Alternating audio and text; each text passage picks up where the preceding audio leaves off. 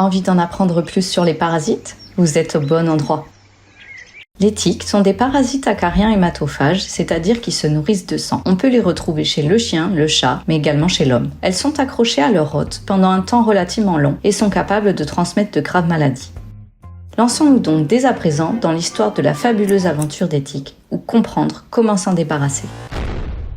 Il existe de nombreuses espèces de tiques dans le monde, environ 900, mais seules les tiques dures concernent les mammifères tels que chats, chiens et hommes. Elles représentent 700 espèces à elles seules. Les tiques dures sont composées de différentes parties. Le corps, 8 pattes, des pièces buccales adaptées à l'alimentation hématophage et une carapace dorsale conçue pour les protéger de toutes attaques éventuelles. Les mâles et les femelles s'alimentent sur l'hôte en ingérant du sang. En se gorgeant, elles peuvent augmenter de taille de manière spectaculaire, surtout les femelles. Non gorgées, une tique mesure de quelques millimètres à 1/2 centimètre. Elle va passer par plusieurs stades de vie. Les œufs sont les premiers stades. Ils mesurent moins d'1 millimètre, puis leur éclosion donne vie à une larve. Imaginez une version miniature de vous-même avec des jambes en moins, et vous avez une idée de ce que serait votre stade larvaire si vous étiez une tique. La larve mue ensuite pour devenir une nymphe, une version plus grande avec 2 pattes en plus. Les adultes sont obtenus après une seconde mue, s'accouplent sur l'hôte, la femelle pond alors des œufs, et le cycle recommence à l'infini. Les tiques font un repas sanguin par stade. Certaines tiques, les plus intelligentes, décident de rester sur le même hôte pour les 3 repas. Certaines tiques, un petit peu moins futées, changent d'hôte à chaque repas et donc à chaque stade. Le cycle entier peut prendre de quelques mois à 3 ans selon l'espèce de tique et les paramètres environnementaux. Mais rassurez-vous, elle ne reste pas 3 ans sur l'animal. Elle va rester quelques jours à quelques semaines sur l'hôte, puis le reste du temps est près du sol dans les hautes herbes. En effet, la température, la présence d'un hôte à proximité vont raccourcir le cycle, mais elles ont la capacité à rester dans l'environnement dans une sorte de forme méditative pendant plusieurs mois. C'est alors l'occasion de leur dessiner n'importe quoi sur le visage. Lorsque le temps est favorable, elles sont dans les hautes herbes, à la recherche d'un hôte. Et oui, contrairement aux idées reçues, elles ne tombent pas des arbres. Une fois sur l'hôte, la tique se met en quête d'un endroit idéal où commencer son repas. L'endroit idéal est protégé des attaques telles que démangeaisons ou mordillements. La morsure de la tique peut alors débuter. Cette phase d'attachement va durer plusieurs jours et elle est totalement indolore pour l'animal. D'ailleurs, une fois accrochée, la tique ne peut plus facilement être retirée.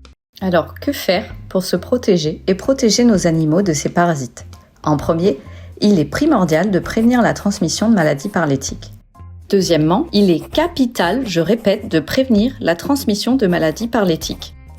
Puis, il faut prévenir les morsures de tiques. Et enfin, retirer et tuer les tiques qui pourraient être en train de se nourrir sur l'animal.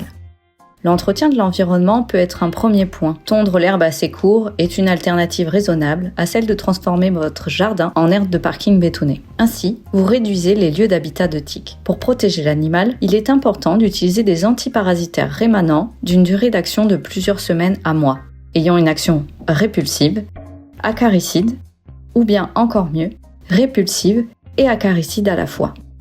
Ainsi, on s'assure de tuer rapidement la tique, mais également de la repousser avant la morsure, ce qui va être d'autant plus efficace pour limiter la transmission des maladies.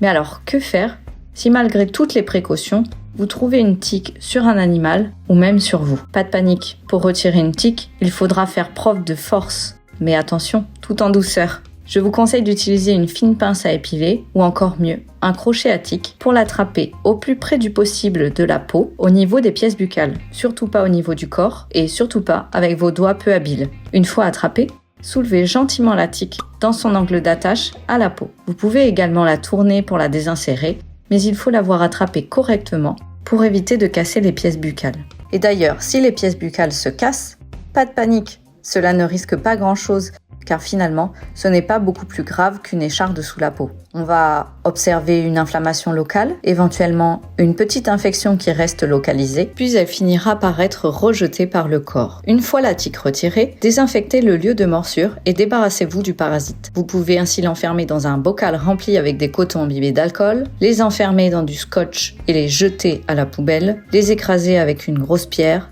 les brûler ou encore, que sais-je, les jeter dans les toilettes. Ainsi s'achève cette vidéo. Vous l'aurez compris, la meilleure façon de protéger les animaux des maladies transmises par les tiques est de prévenir les infestations de tiques en premier lieu. L'homme peut se contenter de se protéger occasionnellement et de surveiller la présence de parasites, mais les animaux, eux, doivent être traités en prévention en permanence.